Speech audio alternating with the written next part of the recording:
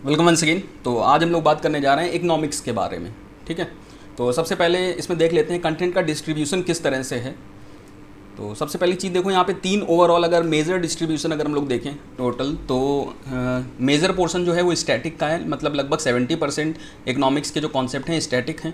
इसके अलावा 17% almost current से रिलेटेड होता है किसी भी एग्ज़ाम में, गवर्नमेंट एग्ज़ाम में, और 14.3% ऑलमोस्ट ये बजट और इकोनॉमिक सर्वे से आता है, जो हर साल जनवरी 31 और फेब 1 पे आता है। ठीक है, तो अब ये पूरा सिनारियो हम लोग देखते हैं किस तरह से कैसे क्या होगा, तो ये हम लोग कवर करेंगे। अब बजट और इकोनॉमिक सर्वे जब आएगा तब की तब देखेंगे। उसके पहले करंट का टॉपिक करंट के हिसाब से होगा, और करंट के लिए सबसे बेस्ट आप विज़न आईएएस वगैरह को रेफ़र कर सकते हो। इसके अलावा स्टैटिक पोर्शन जो है वो हम लोग बेसिकली कवर करेंगे।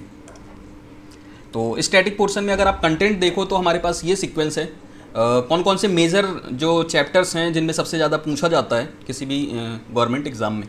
तो सबसे पहला है माइक्रो मैक्रो इकोनॉमिक्स। ठीक है, ये टॉपिक आपको पता होना चाहिए। Money and banking, capital market, inflation और sectors of economy, then international economy.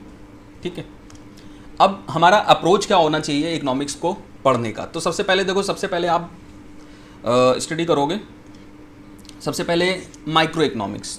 ठीक है, माइक्रो इकोनॉमिक्स में क्या है कि इकोनॉमिक जो डिसीजंस हैं, जो भी कॉन्सेप्ट्स हैं, वो इंडिविजुअल लेवल पे। ठीक है, मतलब माइक्रो का मतलब छोटा होता है ना, माइक्रोस्कोप से जैसे छोटी चीज़ों को देखा जाता है, तो माइक्रोस्कोप पे क्या इंडिविजुअल लेवल तक जाके हम लोग डिसीजन लेंगे या इकोनॉमिक्स को समझने की कोशिश करेंगे। तो वहाँ पे जो फंडामेंटल प्रिंसिपल्स, ग्राफ वगैरह जो बनते हैं, वही सारे प्रिंसिपल्स को अगर आप क्या करो कि एट नेशनल लेवल पे अगर अप्लाई करो तो बात हो जाती है मैक्रो इकोनॉमिक्स की। ठीक है, तो मोटा मोटा अगर डिफरेंस हम लोग दोनों में देखें, माइक्रो इकोनॉमिक्स और मैक्रो इकोनॉमिक्स में क्या हो जाएगा। माइक्रो इकोनॉमिक्स का मतलब हो जाएगा कि इकोनॉमिक्स एट इंडिविजुअल लेवल, और मैक्रो इकोनॉमिक्स का मतलब हो जाएगा इकोनॉमी एट नेशनल लेवल। ठीक है, इसके अलावा माइक्रो इकोनॉमिक्स में एक काफ़ी इंपॉर्टेंट टॉपिक आप पढ़ते हो जो सबसे ज़्यादा बेसिकली इंपॉर्टेंट है, वो है डिमांड एंड सप्लाई ग्राफ। ठीक है, तो ये हम लोग समझेंगे। देन इसके बाद आप जंप कर सकते हो सीधे गवर्नमेंट पॉलिसीज़ पर। ठीक है, देन इसके बाद international economy, and then finally sectors of economy. तो ये हमारा कुछ अप्रोच होना चाहिए इकोनॉमिक्स को समझने का। ठीक है, जो कोई भी पहली बार पढ़ रहा है उसके लिए इकोनॉमिक्स इस फ्लो के थ्रू अगर आप पढ़ोगे तो आसानी से कवर कर पाओगे। ठीक है, यहाँ माइक्रो में बस एक छोटी सी प्रॉब्लम आने वाली है, अगर आपका मैथमेटिक्स बैकग्राउंड नहीं है या आपको लॉजिक और रीजनिंग जल्दी नहीं समझ में आती, तो ग्राफ में थोड़ी सी प्रॉब्लम होगी। ठीक है, अदरवाइज़ कोई दिक्कत नहीं होने वाली है। अब इसके बाद देखो, कोई भी इकोनॉमी होती है, इंडियन इकोनॉमी हो या किसी भी कंट्री की इकोनॉमी हो, 4 फंडामेंटल ऑब्जेक्टिव होते हैं। ठीक है, ये हर इकोनॉमी के 4 फंडामेंटल ऑब्जेक्टिव। सबसे पहला क्या है कि लो एंड स्टेबल इन्फ्लेशन होना चाहिए। ठीक है, तो इन्फ्लेशन जो है वो लो स्टेबल होना चाहिए, ग्रोथ जो है वो हाई होनी चाहिए, और अनएम्प्लॉयमेंट लो होना चाहिए, और इक्विटी डिस्ट्रीब्यूशन इन इनकम होना चाहिए। ठीक है, तो ये 4 फंडामेंटल ऑब्जेक्टिव्स होते हैं। अब ये ऑब्जेक्टिव होते क्या हैं, कैसे क्या होते हैं, तो ये आगे हम लोग बात करेंगे, लेकिन अभी मैं ओवरऑल बता रहा हूँ कि क्या मतलब है। तो कुल मिला के कोई भी इकोनॉमी हो उसके 4 फंडामेंटल ऑब्जेक्टिव हो गए, ये 4 हो गए: low and stable inflation, high growth, low unemployment, और इक्विटी इन डिस्ट्रीब्यूशन। अब ये देखो, लो एंड स्टेबल इन्फ्लेशन में आप क्या पढ़ोगे, role of central banks and money. ये दो मेजर टॉपिक हैं जो आप पढ़ोगे। हाई ग्रोथ के लिए आप बैंकिंग सेक्टर पूरा पढ़ोगे, बैंक के बारे में पढ़ोगे, और कैपिटल मार्केट्स डिस्कस करेंगे हम लोग। कैपिटल मार्केट का मतलब साथ में इसमें स्टॉक मार्केट ये भी आ जाता है। लो अनएम्प्लॉयमेंट खुद में एक टॉपिक है, तो जो पूरा डिटेल में हम लोग देखेंगे। Then equity in distribution of income, इसमें आप 2 टॉपिक देखोगे, poverty and inequality in society. अब अच्छा, इन 4 ऑब्जेक्टिव को अचीव करने के लिए गवर्नमेंट के पास 2 टूल होते हैं। सबसे पहला होता है गवर्नमेंट के पास बजट। बजट में होती हैं फिस्कल पॉलिसीज़, और दूसरा टूल होता है RBI, reserve bank of India. अलग अलग कंट्री के अलग अलग बैंक। ठीक है, तो वो मॉनेटरी पॉलिसी डिसाइड करती हैं। अब हम लोग इंडिया के पर्सपेक्टिव से ही बात कर रहे हैं मोस्टली। ठीक है, रिसोर्सेज क्या क्या आप फॉलो कर सकते हो। रिसोर्सेज में एनसीईआरटीज़ क्लास 11th और 12th की आप देख सकते हो। 12th की जो मैक्रो इकोनॉमिक्स की जो बुक है वो कम्प्लीटली आपको पढ़नी पड़ेगी, और माइक्रो की आप डिमांड एंड सप्लाई चैप्टर पढ़ के रेस्ट को अगर छोड़ना चाहो तो छोड़ सकते हो। ठीक है, मतलब इतना तो मस्ट है, मतलब 12th की मैक्रो इकोनॉमिक्स की पूरी पढ़नी पड़ेगी, और माइक्रो की एटलीस्ट डिमांड एंड सप्लाई पढ़ना पड़ेगा। इसके अलावा स्टैटिक्स की एक बुक होती है, उसको कम्प्लीटली इग्नोर कर सकते हो, स्टैटिक्स पूरा छोड़ दोगे। 11th वाला पूरा पढ़ लेना।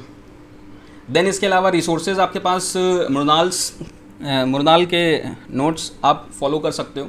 तीसरी चीज़ है बुक जो है, बुक कुछ लोगों की बुक से पढ़ने की आदत होती है, तो रमेश सिंह एक बुक है, ये आप फॉलो कर सकते हो। अब इसके बाद एक हम लोग इम्पॉर्टेंट क्वेश्चन पे आते हैं, why everyone should study economics at personal level. ठीक है, देखो इकोनॉमिक्स गवर्नमेंट एग्जाम में पढ़नी हमें वो एक बात है, ठीक है, गवर्नमेंट एग्जाम में इकोनॉमिक्स के टॉपिक्स आते हैं तो वो एक बात है, लेकिन उसके अलावा भी इकोनॉमिक्स जो है ना पर्सनल लेवल पे भी सबको पढ़नी चाहिए और उसके बारे में कुछ आइडिया होना चाहिए, ताकि आप अपने लाइफ के मॉनेटरी डिसीजंस जो हैं वो बेटर वे में ले पाओ। अब इस बात को एक्सप्लेन करने के लिए कि क्यों सभी को इकोनॉमिक्स पढ़नी चाहिए, एक एग्जांपल के थ्रू मैं समझाता हूँ। जैसे मान लो कि अब आपको क्या करना है, आपको डिसीजन लेना है प्योरली बेस्ड ऑन मनी। ठीक है, अब यहाँ पे नेचर इन्वायरमेंट इन सब चक्कर में मत पड़ना। ठीक है, कि मतलब नेचर को हार्म हो रहा है तो मैं बहुत अच्छा इंसान हूँ, ऐसा कुछ नहीं। मतलब आपको डिसीजन अभी के लिए डिसीजन लेना है प्योरली बेस्ड ऑन मनी। ठीक है, पैसे को ध्यान में रखते हुए, क्योंकि इकोनॉमिक्स हम लोग समझ रहे हैं। तो मान लो एक शॉप में आप जाते हो, आपके पास आपको वहाँ पे 2 AC के ऑप्शन मिलते हैं, 2 तरह के AC मिलते हैं। एक AC है 5 स्टार रेटेड है और दूसरा AC है 2 स्टार रेटेड है, और इसका जो खर्चा आता है वो हर घंटे 20 रुपये के हिसाब से आता है, और इसका जो खर्चा है वो 30 रुपये पर घंटे के हिसाब से ये AC खाता है। ठीक है, और ये 15,000 का मिल रहा है, ये 10,000 का मिल रहा है। अब विच विल यू बाय, तो ये क्वेश्चन है जो कि आपको मनी के बेस पे लेना है।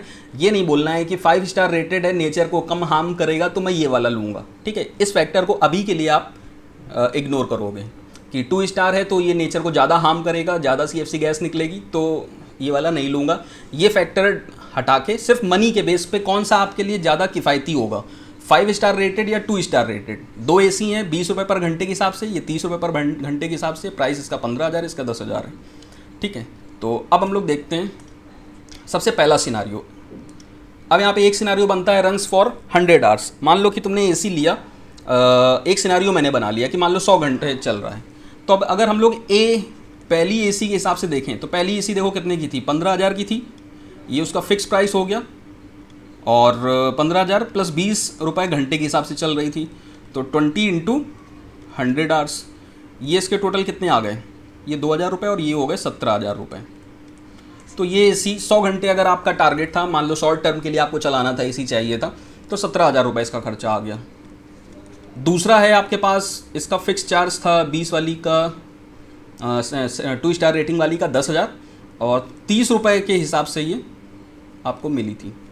ठीक है, 30 रुपये घंटे के हिसाब से इसके एक्सपेंसेस आ रहे थे, तो ये टोटल कितने की आ गई, 13,000 की। अब यहाँ पे पैसे के बेस पे देखो, आप इस अगर सिनारियो A होता तो उसके हिसाब से आपको कौन सी लेनी चाहिए थी, आपको AC सेकंड AC लेना चाहिए था, सेकंड स्टार वाला। ठीक है, क्योंकि इसमें 13,000 खर्चा आ रहा है, उसमें 17,000 खर्चा आ रहा है। लेकिन अब अगर दूसरा सिनारियो हम लोग देखें, दूसरा सिनारियो कि मान लो आपको 1,000 घंटे तक चलाना था, तो इसके हिसाब से कैलकुलेशन करो, इसका फिक्स प्राइस है 15,000 और 20 रुपये के हिसाब से 1,000 घंटे चलेगी ये, तो ये कितनी आ जाएगी, 20 और 1,000, ये 20,000 और ये 15,000, 35,000। ठीक है, तो ये AC की कॉस्ट आई 35,000। और B की अगर हम लोग बात करें तो 10,000 इसके फिक्स प्राइस थे और 30 रुपये घंटे के हिसाब से ये पड़ रही थी, तो 1,000 घंटे के लिए 30,000 और 10,000 हो गए 40,000। तो अब आप देखो, अब आपको ये 2 स्टार वाली जो AC है वो महंगी पड़ रही है, अब आपको लेनी चाहिए A, पहला वाला AC 5 स्टार वाला। ठीक है, तो ये इस बात पे डिपेंड करता है कि आपका सिनारियो क्या बन रहा है। अगर शॉर्ट टर्म के लिए चाहिए तो 2 स्टार वाली ज़्यादा बेटर होगी आपके लिए, मॉनेटरी है ना, मनी बेस पे अगर हम लोग बात करें तो वो सस्ती पड़ रही है। और अगर आपको लॉन्गर आवर्स के लिए चाहिए, मतलब लंबे समय के लिए यूज़ करना है, तो 5 स्टार वाली ज़्यादा किफ़ायती पड़ रही है, उसमें खर्चा कम आ रहा है। ठीक है, तो आई होप ये सारी बात आपको समझ में आ गई होगी कि क्यों हर इंसान को इकोनॉमिक्स पढ़नी चाहिए, ताकि आप अपनी लाइफ में भी बेटर डिसीजंस ले सको जब कभी पैसे की बात आए, है ना। तो आगे अब इसमें क्या होगा कि इसमें जो भी टॉपिक्स हैं मैं आगे इसी तरह से एक्सप्लेन करूंगा। आज मैंने ये बताया कि इकोनॉमिक्स क्यों किसी भी इंसान को पढ़नी चाहिए। एग्ज़ाम एक बात है, एग्ज़ाम के अलावा आपके पर्सनल डिसीजंस के लिए, लाइफ में मॉनेटरी डिसीजंस के लिए भी इकोनॉमिक्स इंपॉर्टेंट है। ठीक है, तो आज के लिए इतना ही। Thank you very much for watching, have a nice day.